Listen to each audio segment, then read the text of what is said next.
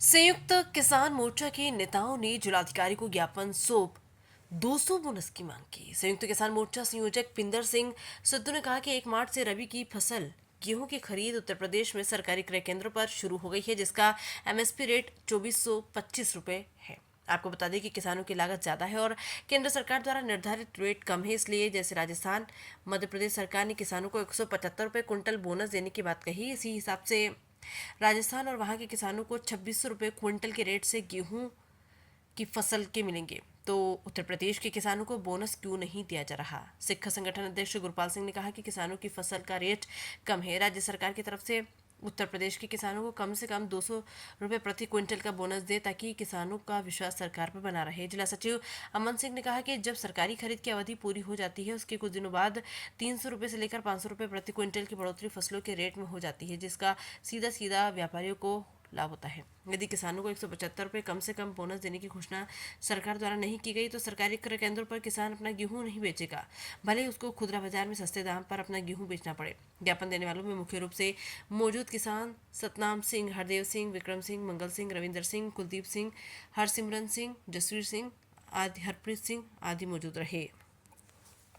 आज अधिकारी को एक ज्ञापन दिया है, किस मांगों को लेकर दिया है? ज्ञापन आज जो हमने दिया है संयुक्त किसान मोर्चे ने, वो इस करके दिया है कि 1 मार्च से रबी की गेहूं की फसल की खरीद सरकारी क्रय केंद्र पे चालू हो गई उत्तर प्रदेश में, लेकिन जो रेट है वो 2425 रुपये का है, जो बेहद ही कम है। किसानों का खर्चा लागत उससे ज़्यादा आ रही है। इसी लागत को देखते हुए मध्य प्रदेश की सरकार ने 175 रुपये कुंटल का बोनस देने की घोषणा की है।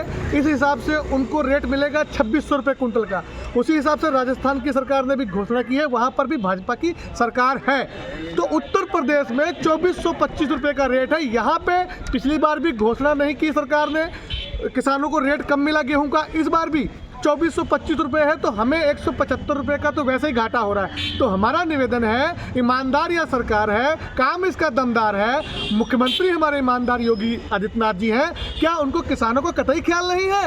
या राजस्थान के गेहूं में, एमपी के गेहूं में ज़्यादा आटा निकलता है, उत्तर प्रदेश के गेहूं में क्या आटा नहीं निकलता? कि घुन लग गया हमारे किसानों के गेहूं में कि यहाँ सिर्फ रामराज की बात होगी और किसानों की कोई बात नहीं होगी?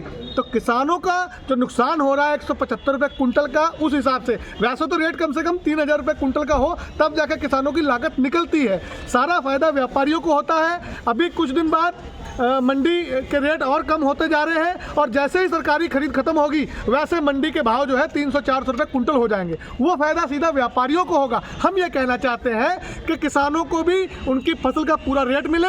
गन्ने में भी आपने चवन्नी रेट नहीं बढ़ाया, बीच में अफवाह उड़ी 20-25 रुपये बढ़ेंगे, धीरे धीरे पूरी खरीद हो गई, एक चवन्नी रेट नहीं बढ़ाया, कोई पैसे रेट। ये बताइए, वही गन्ना जब हम बेल पे बेचते हैं तो वो 400 में बिक रहा है। वो कोलू जो है, कोलू पे बेल पे बेचते हैं तो वहाँ 400 में बिक रहा है, वहाँ गुड़ बनता है खाली, और मिल में तो शक्कर बन रही है, इथेनॉल बन रहा है और सारा लटरम पटरम बन रहा है। तो वहाँ हमारा गन्ने का रेट क्यों नहीं बढ़ रहा?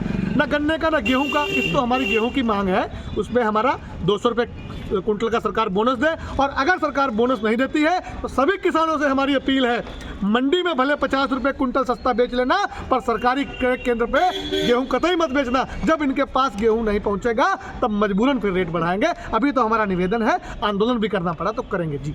किसान मजदूर एकता जिंदाबाद। जैसे किसान मजदूर एकता। आप लोगों की मांगे नहीं पूरी होती हैं तो फिर इसके ऊपर क्या करेंगे आप लोग? गुरपाल जी बताएंगे।